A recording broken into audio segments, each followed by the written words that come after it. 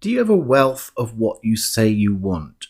Or do you feel like what you want never seems to come, at least not sustainably or in the quantities you'd like?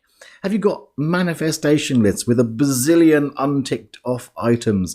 Or dream boards with pictures that, well, still feel like a faraway dream?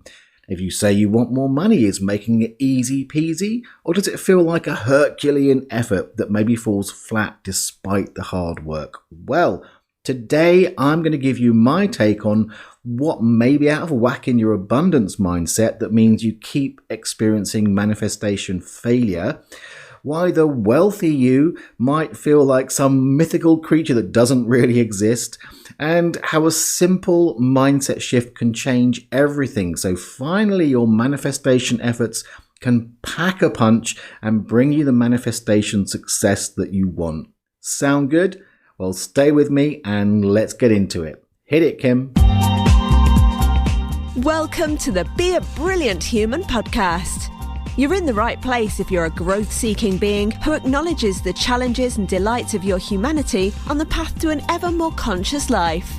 If you want to feel inspired to love and accept yourself, to feel free to be and express you in all your brilliance, if you want to truly value yourself and others and feel energized and alive both at home and in the world, then sit back and take a breath as you explore and grow the brilliance of your beautiful human self with your host, the father of non-personal awareness and creator of the MPA process, Joel Young.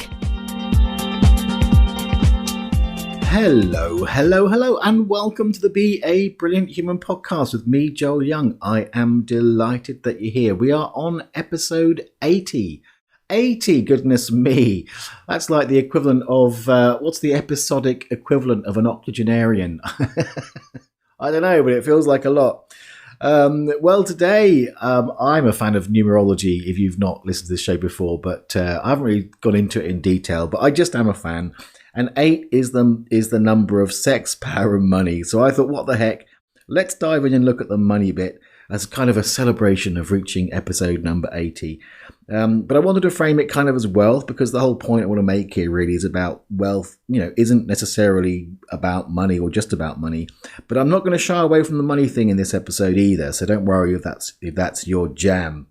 Now, it being episode 80, that means you can find the show notes at www.beabrillianthuman.com/80. And as I'll often mention other episodes throughout a particular episode, those will always be linked in the show notes for the episode. And also, if you know the number, that means you can go back and to any of our previous 79 episodes and just put www.beabrillianthuman.com/ then the number of the episode, and it will get you to the show notes for that day. Now, if you're brand new here, hello new person.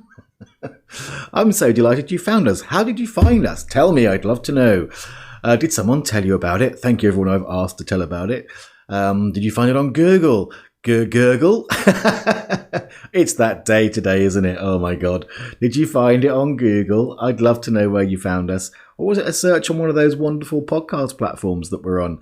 Who knows? But I would love to know, so do let me know. And I'm really delighted that you're here. And if you're back for more, you're one of my regulars, then you know I am always thrilled and feel very privileged that I get to spend this time in your ears. Now, what am I going to say? Oh, yes, I need to let you know, if you're new, and I'm probably going to be talking about MPA a bit today on the show. MPA stands for non-personal awareness, and also is mostly known as the MPA process. And I'm often associated as the creator of the MPA process. Now, MPA and the process is a simple way to stop taking things personally, but it's also, if you get more deeper into it, it sort of invites you into the non-stick world. That's a world where all the yucky stuff can just slide off you. It's not about dissociating from life. It helps you have a really juicy, open, connected experience of life. But it's a bit like upgrading your frying pan. Those old frying pans in your cupboard, you cook an egg in it, and oh my God, it sticks. Sometimes we live life with all the egg of life sticking to us and wonder why we feel so bogged down. MPA over time will really upgrade that, so you can feel like life is a brand new Teflon frying pan and you can have a wonderful, juicy, perfectly cooked egg which will just slide off in a very effortless way. That's my little metaphor for it anyway. So MPA and non-personal awareness, which goes beyond the process, is a deeper philosophy, but it starts with the MPA process, and you, my wonderful listener, can get hold of that absolutely free. Try it out for yourself. Start applying it in your life. If you go to today's show notes, then there'll be a link there. In fact, all the show notes will have a link so you can download the free sheet. Or you can go to the main MPA website, which is joelyoungmpa.com, and you'll find links there to download it. So I recommend you go ahead and do that. You can also find me on social media. If you go onto Facebook, just search MPA Rocks. You'll find the main page there. There is a page for Be a Brilliant Human, but most of the MPA stuff's on MPA Rocks. And on Twitter and Instagram, etc., and LinkedIn, I'm Joel Young MPA. You can find me there. What else I need to talk about before we get into this episode today? Oh yes, I've been talking about the Loggerheads to Lover Hearts 5-day challenge, which I launched just a week or two ago. Go check that out. You can go to the mpaacademy.com/loggerheads to lover hearts. That's all words, no numbers. And really, that's about helping you if you find yourself going around in circles in any kind of relationship. That's whether it's with your lover, your parents, your kids, friends, bosses, all kinds of relationships where you feel like you're kind of stuck in a rut, and you want to break free of that and come back into some kind of movement. Now, today we're talking about wealth, and in a sense, we're talking about your relationship to wealth, to money, to abundance, to manifestation. And it's sort of not the most direct use of that program, but it is something you could definitely work with in the context of the Loggerheads to Lover Hearts 5-day challenge.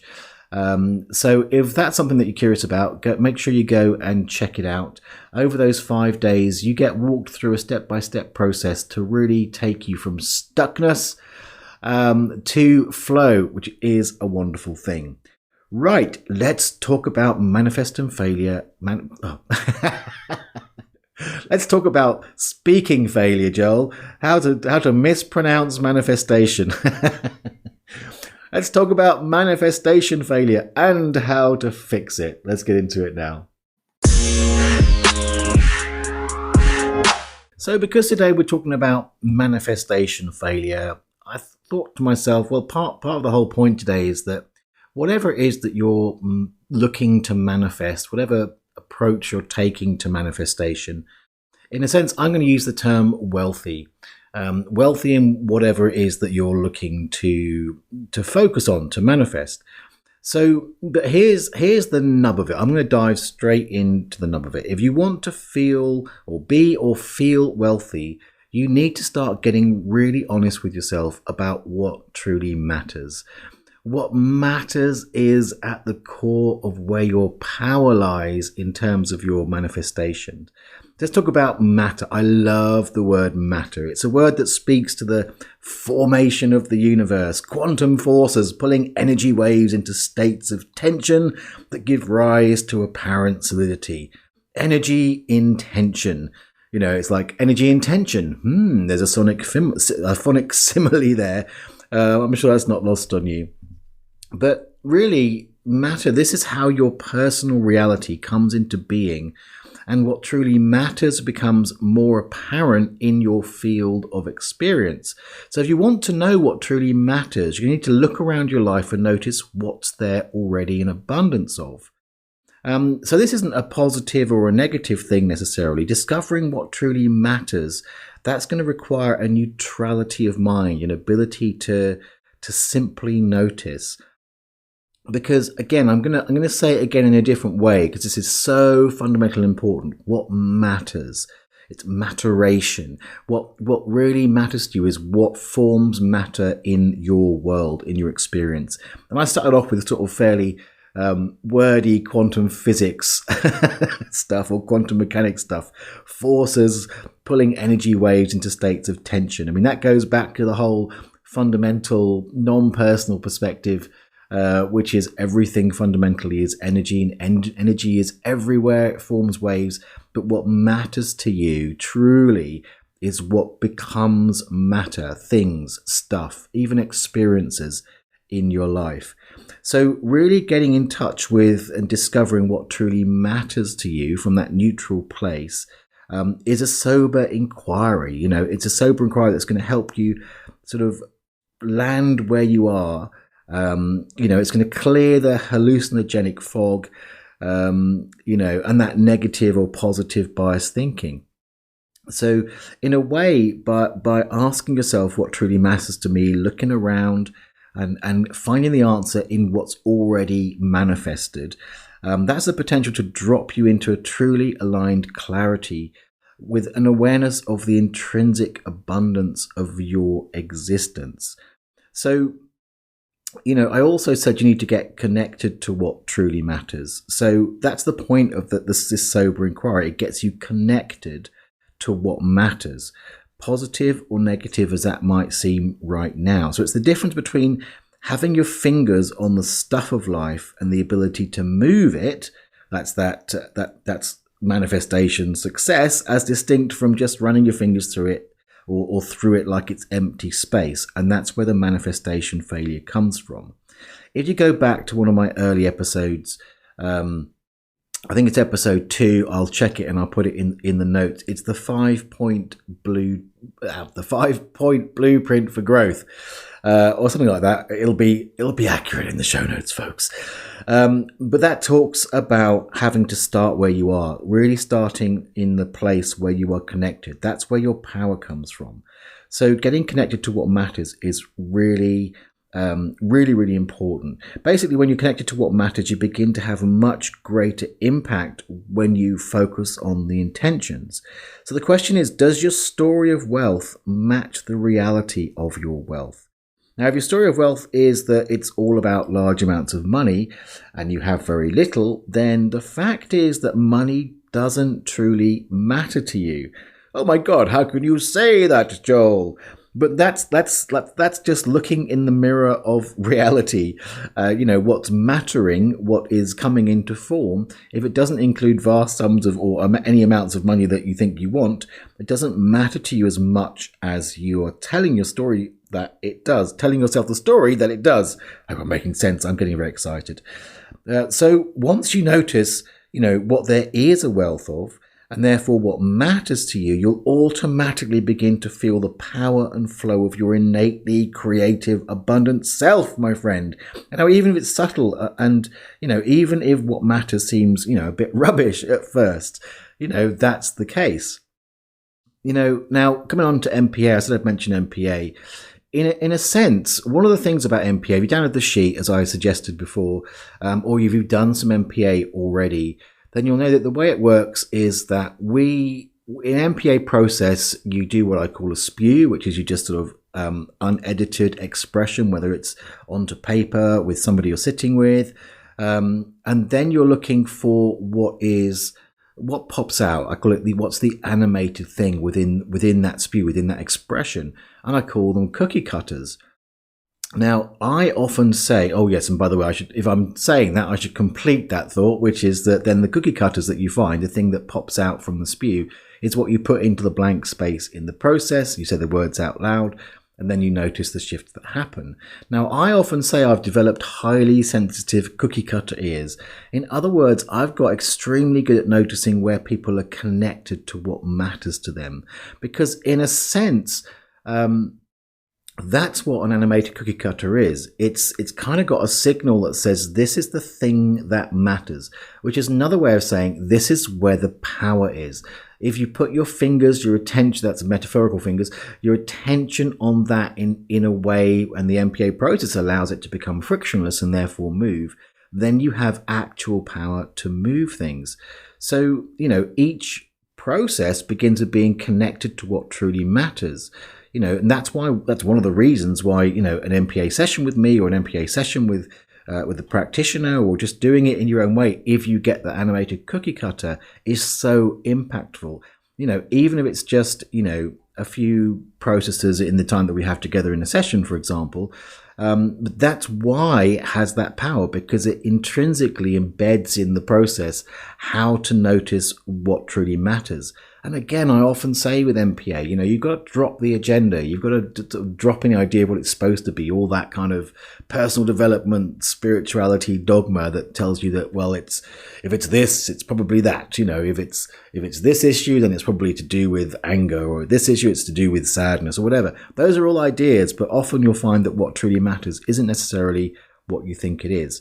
So if you want to manifest the stuff you say you want, if you want to materialize it, then at some point you'll need to connect to and start moving in the stream of matter as it relates to you now. So I said I wouldn't shy away from money, and money is a good example of this. It's actually an excellent example. It's one of the, the does it really matter inquiries that I see a lot. So it's a really good example. So I wanted to talk about that specifically. And, I actually talked about this topic a long while ago in a blog post. And that brought on a question that, you might well be asking. So I thought I'd address it here. Plus it does give us, that particular question was focused on the sort of the thorny area of wealth and abundance that is money. It's one of those highly charged topics often, I find. So the question came from Sarah, and here's what she said. She said, "I'm confused, Joel. Are you talking about wealth as a connection to or with abundance, or to with monetary wealth? Both," and she quotes it, "matter for more or less everyone, yet, as you clearly state, the lack of the latter, money, might show us that we don't value it as much as other aspects of our lives. How so?" she asks. "Given the vast majority of people live such monetized lives, how come materializing monetary wealth is so darn difficult?" Well, great question, Zara. Well, it's easy to get confused on this one, so I'm going to break it down piecemeal, and offer my perspective. So the first part of the question is, are you talking about wealth as connected to or with abundance, or to with monetary wealth? I think I sort of answered that already, but I guess what I'd say is I'm inviting you to investigate. That's that sober inquiry, to investigate. First investigate your relationship between them, between money and wealth. And then if your story meets the reality, which naturally leads to the second question. And by the way, just to say again, it's like, so I'm using money, I'm focusing on money here, but this is true. The inquiry is to investigate, your relationship between what you say you want, whatever that is, and the level to which it's manifesting, and then what is actually manifesting in your life. What is it that's really, that shows you what really matters? The second part of the question was, given that the vast majority of people live such monetized lives, how come materializing money wealth is so darn difficult? Well, here's what I've noticed. Well, for some people, monetary wealth is easy peasy. Have you noticed? Like, buggers. those people for whom it's not the first thought is like, oh my God, how do they do that? I wish I could do that. But the fact is, it has nothing to do with their work. The work being their passion. Does that have anything to do with it? No. Them following their dream? No. These are those wonderful stories we get told. It shows up for them, that's just how it is. Whereas for others, they can do all the right things, follow their dream. But when they look at their bank balance, their balance sheet, and they tell themselves, I have to make money, it all starts to sort of feel like a total grind. So their herculean efforts in pursuit of the money are largely ineffective. But the fact is that when you're like that, if your focus shifts to money, somewhere inside you die a little. So I'm probably being a bit melodramatic here, but sometimes that's how it feels, right? So if you're in situation one and money just seems to come, then money truly matters to you. You love it without issue, without conflict. There's no conflict around money. It's just there. And by the way, just to be really clear, I have zero judgment if you're someone and money really matters to you and it just comes. Woohoo! Yeah, you.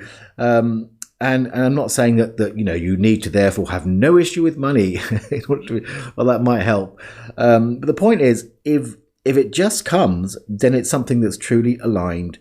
There's no conflict, and it's something that really matters. So, in that case, it's not necessarily attached to a particular task, a particular purpose or feeling, although it could be. It's the neutral truth. So in MPA terms, we'd say that money is a primary active energy within your field of awareness. In simple terms, money truly matters to you, so it materializes for you, really easily. Now, if you're more in the realm of situation 2, the neutral truth is that on balance, money doesn't truly matter to you. In other words, again, money is not a primary active energy within your field of awareness. Perhaps it's secondary or tertiary, but it's not the first point of materialization and not directly connected to your natural stream of abundance. Dun, dun, dun. But that switch of focus from what truly matters to you to money is where the suffering, the stalling, and the struggle begins. It's like driving a train alongside the railway track rather than on it. And it's highly ineffective, pretty bumpy, fraught with danger, and frankly, not very clever. So in this case, the difficulty for you is that the modern cultural mythology, and the structures that are built around it bathe you daily in the idea that money matters most, or at least more than it actually does to you. So your tendency probably is to buy into that perspective, whether it's consciously or unconsciously, and disconnect from your local experience and perspective. So the challenge then for you is to buck the mythology and trust that, that money matters enough that it will materialize in support of what truly matters, where money is required to facilitate that. Hence that sober inquiry I suggested. Look around your life and notice what there's already an abundance of, and start by connecting with that. And that's going to take some unbiased, neutral reflection. But that's how you're going to get your train back on the tracks. So I'll tell you what I'm going to do. I'm going to break it down into some simple steps that you can do. All right. So I'm going to break this down and kind of do it as a summary of the points and also kind of action steps. This is my recipe, if you like, to go from manifestation failure to manifestation success. So step 1, get real about what truly matters. Discover the huge wealth of it that you already have and appreciate your natural abundance. This brings your focus to where your power is. This brings your focus to where you are right now, where you are in the moment. And it can be very humbling. It will bust a lot of the myths and the stories, but that is absolutely the first step. Step 2, come to peace with your relationship to monetary wealth as it truly is right now, and understand where it sits in the landscape of who you experience yourself to be. Now, it might seem odd that I'm including money specifically in here, but Sarah's question, she was right. We live in a very monetized world. It's one of the facilitators of certain things. So I think it's really important to get at peace with your relationship to money. So what would that look like? Well, if you're fine with money, this isn't going to be an issue for you in terms of manifesting money. It may be something else that you go for. But generally, it's just coming into a place where you understand, and the important bit here is, where it sits in the landscape of who you experience yourself to be. So for me, one of the things I had to figure out, because I went through a phase of chasing money, totally, really bad. I had to discover that my point of connection in my relationship to money was pleasure. I had to follow the pleasure. That's a bit like follow the bliss and the money will follow, but it's more specific just because it was what was truly connected to me. That's where my heart sung in relation to money. That's how I could create a link for it. Another area of my life where what matters to me is the quality of relationship. Hence, no surprise that what I teach is about the relationship between things. These are the things that matter. But I had to come to peace with the fact that the focus on money was kind of in second place. And every time I put second place into first place, things would go awry. So every time I find myself focusing on money in terms of manifestation, I know it's going to go wrong. I'm at peace with that, And I trust that, the more monetary abundance has come into my life since I had this realization, because I realized that there's other things to focus on and that the money would come. But again, it's not, I'm sort of laboring this point really because I'm aware there's this idea, follow the bliss and the money will come. The bliss, it might not be bliss for you. It might be bananas for you. Follow the bananas and the money will come. It's about finding what's truly connected, what truly matters. That's the point. All right, step 3. You have to allow these relationships to evolve, evolve in a way that keeps you, as connected as possible to your point of materialization. That's the point. It's got to keep you connected to that. As connected as possible to your sense of abundance and any newly clarified intentions. And see moving forward in a sustainable way. That's really important. So think in terms of baby steps. And again, I'm going to recommend you go back to episode 2, second episode. That's like 78 episodes ago. That's the 5-point blueprint for growth.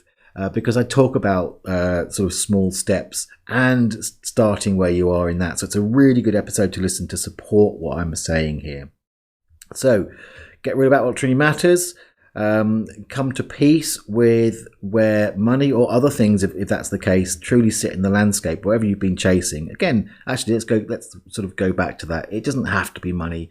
If you've been chasing, the perfect relationship, for example, that could be your equivalent of money, and everything's been focused on the relationship. But in the end, you discover that's not actually the thing that matters most.